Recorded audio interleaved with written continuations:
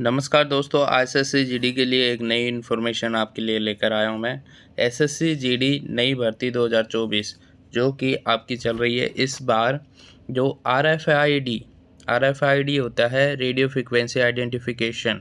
मैं बताऊंगा आपको आरएफआईडी क्या होता है। जिस तरीके से ये इस तरीके की चिप होती है आरएफआईडी की, इसे बोला जाता है रेडियो फ्रिक्वेंसी आइडेंटिफिकेशन। ठीक है, आरएफआईडी।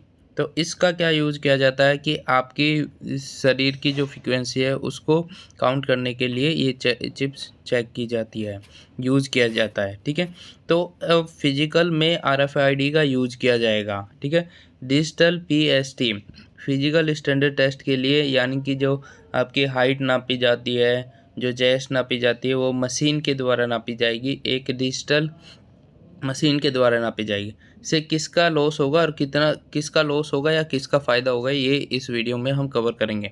मोस्ट इम्पोर्टेंट वीडियो रहने वाली है, आप ज़रूर देखें इस वीडियो को और हमारे चैनल को ज़रूर सब्सक्राइब करें और वीडियो को लाइक करें। डिस्क्रिप्शन बॉक्स में आपको व्हाट्सएप ग्रुप और टेलीग्राम ग्रुप का लिंक दे रखा है, आप उसे ज्वाइन कर लीजिएगा लेटेस्ट इन्फॉर्मेशन लेने के लिए। अब यहाँ पर जो कोरिगेंडम दे रखा था, आरएफआईडी का यूज़ किया जाएगा, outsourcing of RFID based PET. PET होता है आपका फिजिकल जो होता है, फिजिकल एंड्योरेंस टेस्ट जो होता है, जिसमें सिर्फ रनिंग यूज़ की, सिर्फ रनिंग को लिया जाता है, रनिंग को लिया जाता है। ठीक है, तो इस रनिंग में आपका आरएफआईडी का यूज़ किया जाएगा और जो आपका चेस्ट और हाइट मेजर की जाएगी उसमें देखो डिजिटल मशीन बेस्ड एक minute digital machine based PST होता है फिजिकल स्टैंडर्ड टेस्ट। इसमें हाइट नापी जाती है आपकी, साथ के साथ आपकी चेस्ट नापी जाती है और चेस्ट जो फुलाई जाती है आपकी 5 सेंटीमीटर, उसको नापा जाता है। ठीक है, तो डिजिटल मशीन का यूज़ किया जाएगा आपका पीएसटी में, और पीईटी में फिजिकल एंड्योरेंस टेस्ट में आपका जो रनिंग होती है उसमें आरएफआईडी का यूज़ किया जाएगा। ये साफ साफ लिखा हुआ है, सीसीटीवी का रिकॉर्डिंग होगी आपकी, ये चीज़ें आपको लिखा जाएगा। अब किसको लॉस होगा किसको फ़ायदा होगा, ये मैं आपको बता देता हूँ इस वीडियो में। देखिए, पहले क्या होता था, जो रनिंग होती थी वो स्टॉप वॉच के थ्रू होती थी। जैसे ये स्टॉप वॉच आपने ऑन कर दी वैसे ही आपका टाइम स्टार्ट हो जाता था। अब कैसे होता था कि 100 बच्चे अगर किसी ग्रुप में दौड़ रहे हैं, जैसे ही बटन दबाया स्टॉप वॉच शुरू हो जाती थी। कुछ बच्चे उसमें देखो, 100 बच्चा बहुत बड़ा ग्रुप होता है 100 बच्चों का। अब कुछ बच्चे पीछे भी रहते हैं, मैंने फिजिकल दिया था तो मैं बहुत पीछे था, तो उनकी जो रनिंग होती है वो 110 सेकंड या 20 सेकंड के बाद रनिंग स्टार्ट होती है, क्योंकि आगे वाले बच्चे जब ज़्यादा निकलते हैं उसके बाद ही उनकी रनिंग स्टार्ट होती है। तो स्टॉप वॉच में जो पीछे रहने वाले बच्चे थे उनको नुकसान होता था, 10 या 20 सेकंड, 30 सेकंड का भी नुकसान हो जाता था। इसको हटाने के लिए अब यहाँ पे आरएफआईडी का यूज़ किया जाएगा। यहाँ पर फिजिकल के लिए रेडियो फ्रिक्वेंसी आइडेंटिफिकेशन का यूज़ किया जाएगा। अब उसमें क्या फ़ायदा होगा आपका, देखो उसमें ये फ़ायदा होगा कि आपको जो जहाँ पे रनिंग होगी, जहाँ से स्टार्ट, वहाँ पे एक मैट बिछा दिया जाएगा और वहाँ पे आरएफआईडी इस तरीके की चिप लगा दी जाएगी। और आपको जब रनिंग स्टार्ट करोगे 100 बच्चों में से 90 बच्चे आपसे आगे हैं तो भी निकल जाएं, जब तक आपका इस पट्टी पे पैर नहीं पड़ेगा तब तक आपका टाइम स्टार्ट नहीं होगा। तो 90 बच्चे अगर आपसे आगे निकल गए, आप 30 सेकंड बाद भी निकलते हो इन बच्चों से, तब भी आपका टाइम 30 सेकंड बाद ही यहाँ से काउंट होगा, यहीं से स्टार्ट होगा आपका जो टाइम होगा। ठीक है, जब तक आपका पैर इस पे नहीं पड़ेगा तब तक आपका टाइम यहाँ से काउंट नहीं किया जाएगा। चाहे आप 1 मिनट बाद भी दौड़ते हो तब भी आपका यहीं से ही आपका टाइम स्टार्ट किया जाएगा। तो आपको ये 30 सेकंड, 20 सेकंड और 10 सेकंड का जो नुकसान होता था पहले, अब उसका नुकसान नहीं होगा आपको आरएफआईडी आने के बाद से। जो पीछे वाले रहते थे, पीछे लोग रहते थे, उनको अब नुकसान होने वाला नहीं है। अब अगर मैंने ये कह दिया कि 1 मिनट बाद दौड़िए, ऐसा नहीं कीजिएगा। 1 मिनट बाद दौड़ोगे तो आपको बहुत नुकसान तो नहीं होगा, लेकिन आप 10 सेकंड या 20 सेकंड बाद ही दौड़ लीजिएगा। ठीक है, तो जितना जल्दी कंपटीशन करोगे आप, देखो मेन बात होता है फिजिकल में, मेन जो होता है वो आपकी प्रैक्टिस होती है। जितनी आप प्रैक्टिस करोगे उतनी जल्दी आप रनिंग कर पाओगे। ठीक है, तो यहाँ पर RFID का उन लोगों को फ़ायदा होने वाला है जो अच्छी मेहनत कर रहे हैं। अब चेस्ट को देख लेते हैं। चेस्ट जब यूज़ की जाती है, चेस्ट जब मेज़र की जाती थी तो कुछ लोगों की जैसे कि 80 चेस्ट मांगी गई है, वैसे 78 के आस-पास मांगी जाती है। एप्रोक्स ले लेते हैं 80 सेंटीमीटर मांगी गई है। अब फीते में अगर उसकी चेस्ट 99.9 होती तो भी उसको 79.9 मेज़र की गई फीते में, तो भी उसे बाहर निकाल दिया जाता था।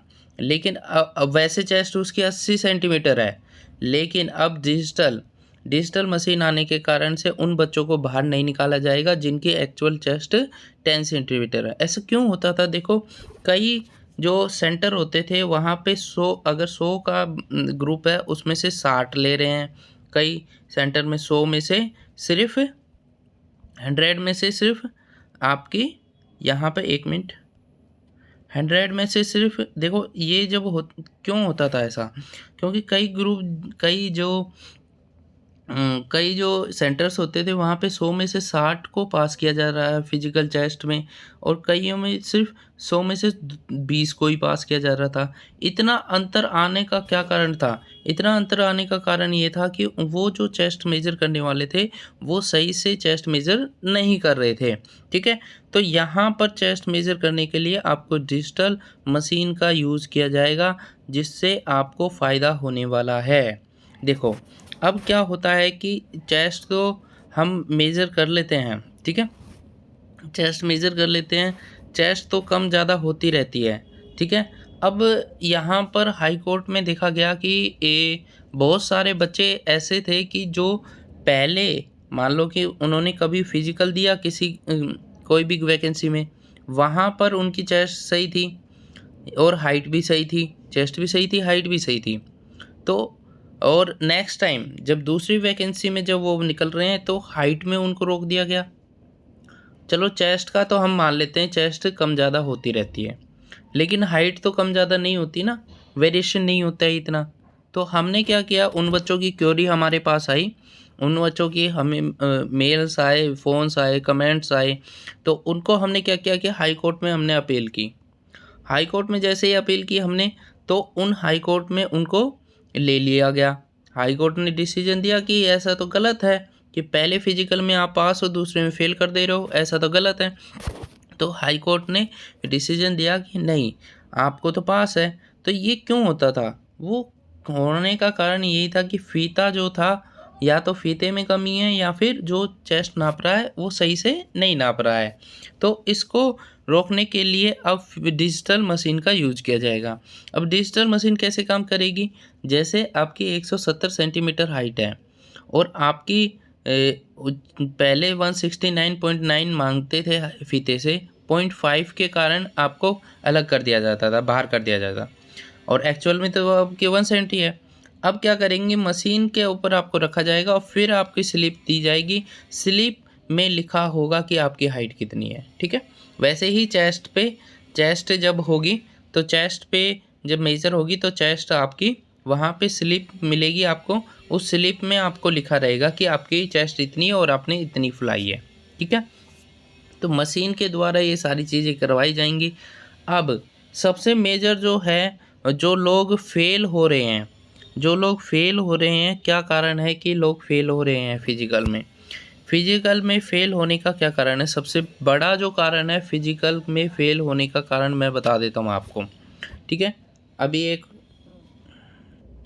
हाँ, फिजिकल में फेल होने का सबसे बड़ा कारण मैं आपको बताने जा रहा हूँ, ध्यान से सुनिएगा। तो यहाँ पर फिजिकल में फेल होने का कारण क्या है कि लोग जो 5 किलोमीटर मारते हैं वो रोड पे मारते हैं। जो रोड है उसके ऊपर आप रनिंग करते हो। रोड पे जो रनिंग होती है वो फास्ट रनिंग होती है। यहाँ पर रोड पे अगर आपके 5 किलोमीटर मान लीजिए 22 मिनट में आ रही है या 21 मिनट में आ रही है, तो आप अगर ग्राउंड में अगर आप मारोगे वही रनिंग, तो यहाँ पर 5 किलोमीटर आपकी 24 मिनट या 25 मिनट में आएगी। क्यों? क्योंकि रोड में सीधा रोड होता है, स्ट्रेट रोड होता है एक तो, और उसमें फास्ट रनिंग होती है। जब आप सर्कल में मारते हो तो यहाँ पे कर्व्स आ जाते हैं, बहुत सारे कर्व्स आ जाते हैं यहाँ पर। यहाँ 4 कर्व्स आ जाते हैं मान लो। ये 4 कर्व्स में आपकी स्पीड रुक जाती है। उस स्पीड को रुकने के कारण से आपकी जो रनिंग है वो 24 मिनट या 25 मिनट में आने की है। तो आप प्रैक्टिस जब भी करो तो आप सर्कल में प्रैक्टिस करो, ग्राउंड में प्रैक्टिस करो। जिस बच्चे ने ग्राउंड में मान लो कि 90 या 20 मिनट ला दी, वो रोड पे तो भाई 18 मिनट में ले आएगा। तो 20 मिनट और 21 मिनट में अगर आप ग्राउंड में आ रहे हो तो आप सक्सेस हो। ठीक है, 19 मिनट लाने की कोशिश करो, 19 से 20 मिनट के अंदर रहना होना चाहिए आपका ग्राउंड में। ठीक है, तो मेरे हिसाब से आपको ग्राउंड में रनिंग करनी चाहिए। रोड में आकर रनिंग करोगे तो आप वहाँ पास होना बहुत मुश्किल हो जाएगा। क्यों पास होना मुश्किल हो जाएगा, ऐसा क्यों बोल रहा हूँ मैं? क्योंकि जब आप रनिंग करोगे वहाँ पर जब रनिंग करोगे तो आपको पता नहीं कि दोपहर के 12 बजे दौड़ा दिया जाए, 2 बजे दौड़ा दिया जाए। आप मान लो कि सुबह से भूखे हो और रनिंग कैसे कर रहे हो। अपन प्रैक्टिस तो सुबह करते हैं 5 बजे 5 AM पे, या शाम को 5 बजे करते हैं। उस टाइम ठंडा रहता है। अभी गर्मी का मौसम चल रहा है, गर्मी हो रही है, तो आपका पसीना तो वैसे ही निकल रहा है। 8-10 घंटे आप वेट कर रहे हो, उसके बाद रनिंग कर रहे हो, तो उसमें आपकी एनर्जी वेस्ट हो रही है।